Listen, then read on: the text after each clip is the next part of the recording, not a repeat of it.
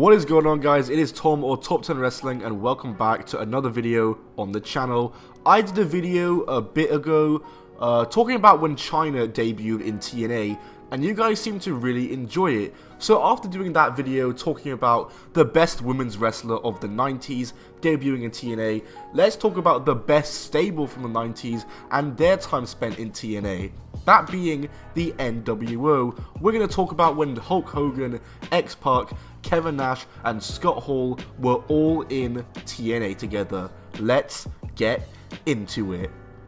First of all, we have to talk about what was going on with Hall, Nash and X-Pac before they reunited with Hogan in 2010, as the three of them all had a bit of history in TNA prior to that. Scott Hall had a few stints in TNA, one in particular more noteworthy than others, but we'll get onto that. Let's go right from the start. He made appearances at TNA's first ever pay-per-view in 2002 and some of the first pay-per-views in 2002 during their weekly pay-per-view phase. And he would have a few matches on the weekly pay-per-views up against the likes of Jarrett and Ron Killings, and he and X-Pac, now going under 6-Pac, began teaming up. However, Hall would leave TNA at the tail end of 2002, and he would make his return in 2004, now joined by Kevin Nash by his side, calling themselves the Kings of Wrestling, not to be confused with Chris Hero and Cesaro. However, this run was only temporary, as he was out the company only a few months later. He would return once more in November 2007, but this also did not end well, as at the December 2007 Turning Point event, the main event was set to be Samoa Joe, Kevin Nash and Scott Hall versus AJ Styles, Kurt Angle and Tomko, and I think you all know where this is going. Scott Hall no-showed the event, leading to Samoa Joe absolutely burying him on the mic, and after that he wouldn't appear in the company again until the topic of this video, until 2010. Now on to X-Pac, who is now known as 6-Pac in TNA. He would too debut in 2002 during the weekly pay-per-view era, and of course, like I said before, he teamed with Scott Hall for a bit. He made appearances for TNA between 2002 and 2006, with 2 breaks in between. On October 9th, 2002, 6 would actually win the X Division title in his first ever X Division match. However, he only held it for 2 weeks as he lost it to AJ Styles, and he would abruptly leave TNA soon after. He would make a one-night return in 2003, but he wouldn't return for good until 2005, where he was now going under his real name of Sean Waltman. He returned attacking Jeff Jarrett during his NWA World Title match with Kevin Nash. He would then form an alliance with Kevin Nash and Diamond Dallas Page, DDP. However, as I say a lot in my videos, this was very short-lived, as both Kevin Nash and DDP left TNA to focus on acting. And in 2006, Sean Waltman would begin teaming with Alex Shelley, and the two would enter and win the Chris Candido Memorial Cup, earning them a tag title shot at Unbreakable, which Waltman no-showed. And he was soon out the company shortly after. Funny how it works like that, isn't it? Funny how it works like that.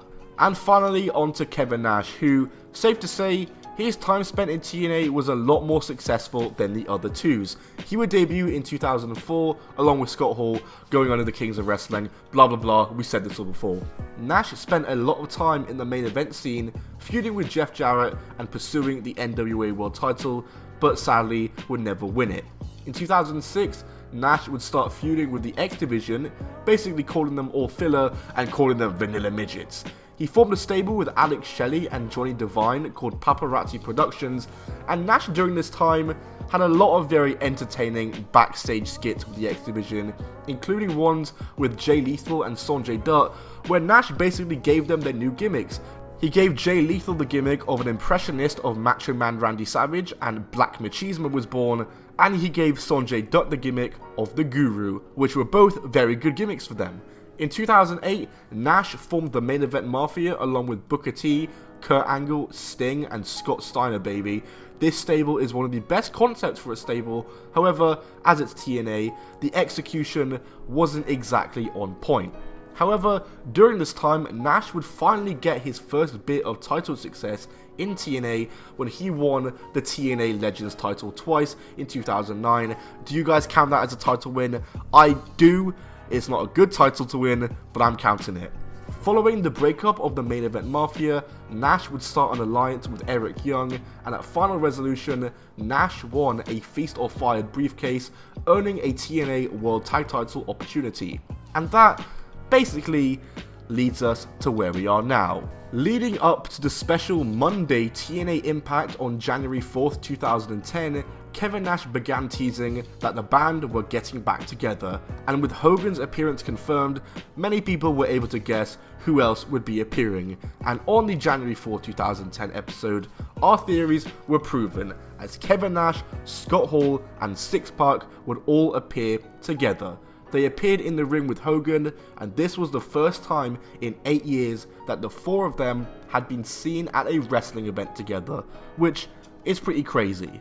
The trio offered Hogan to rejoin them and reform their alliance, and while Hogan conceded that they were brothers for life, he declined. Bischoff then came out and said that in him and Hogan's partnership, they agreed that people must earn their spot on the TNA roster. Basically saying, yeah, Scott Hall and X-Pac weren't signed yet. And at the end of the show, X-Pac, Kevin Nash and Scott Hall all attacked Mick Foley, who was at odds with Bischoff, seemingly as a way to try and impress Bischoff to get contracts. In the following weeks, the team, now going by the name of The Band, began feuding with Beer Money after Beer Money requested Bischoff for a match with the band, and they were attacked by the band. I'm saying the band a lot. Take a shot every time I say the word The Band. Bischoff, who was now clearly on friendly terms with the band, made a match between the two teams for Genesis, with the band being represented by Hall and Nash. However, at Genesis, X-Pac would replace Hall in the match by winning a game of rock, paper, scissors. This was probably done because Hall at 51 realistically shouldn't be competing at a large-scale wrestling event. At Genesis, Kevin Nash and X-Pac were defeated by Beer Money, and on the following Impact, Scott Hall and X-Pac were ordered to leave the company due to not having TNA contracts. However, the two would still continue to appear in TNA, attacking members of the roster, including Kevin Nash, who they attacked and turned on the February 4th episode of Impact. This led to a match at Destination X where it would be Nash and his friend Eric Young against Hall and Six, with contracts for Hall and Six on the line. Scott Hall and X-Pac would ultimately win the match after Nash turned on Young and rejoined the band. What? They had the band turn on Nash just for Nash to rejoin them a month later? Yeah, sounds like TNA. In late March, the band would rename to the old Wolfpac moniker, which they were able to use as WWE didn't have the rights to it, and they would start feuding with Eric Young and Team 3D. At Lockdown, Kevin Nash defeated Eric Young, and Hall and Six were scheduled to face Team 3D. However, Nash had to pull double duty and wrestle the tag match too, as Lockdown was in Missouri and the Missouri Athletic Commission weren't allowing X-Pac to wrestle due to his hepatitis. Team 3D would defeat Hall and Nash. On the April 26th episode of Impact, TNA would write off X-Pac from TV by having him be found backstage in a pool of blood and through a table. And he was never seen again after this in TNA. The following week, Eric Young would turn on Team 3D and join the band.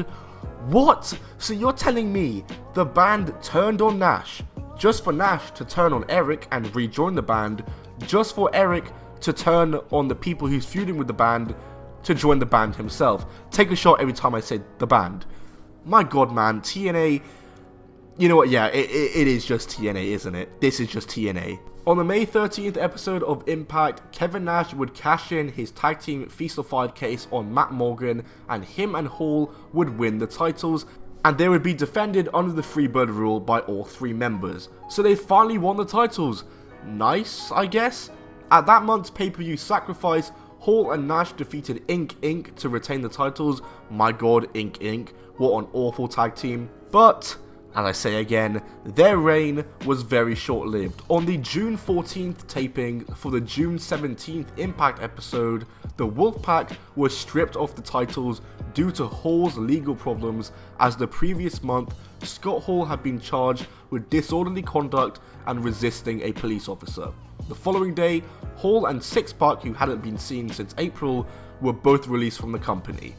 And from here, the Wolfpac kind of went to pot.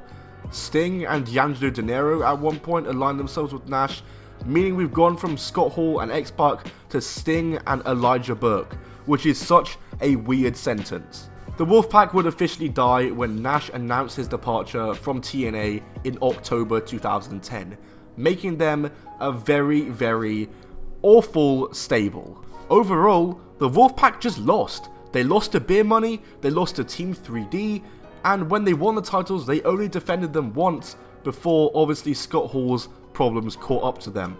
And TNA should have seen that from a mile away, because like I said many times in this video, Scott Hall, at his age, at the age of 51, shouldn't have been competing for TNA. He shouldn't have been near a wrestling ring, because he was a liability at that time, and he had his real life demons that TNA should have respected, and should have just either helped him with before signing him, or just not signed him at all. That's going to do it for this video, guys. If you did enjoy, then smack the like button. Let me know which old school act in TNA you would like to see me talk about next. I've done Chyna, I've done the nWo. I was thinking maybe talk about Randy Savage's match in TNA. I think that would be an interesting one. But thanks for watching, guys. Leave a like if you did enjoy. Subscribe with notifications on. My Twitter is @Top10Wrestling. My Instagram is @I'mTomBell. I'll see you all soon. Goodbye, and keep on rolling.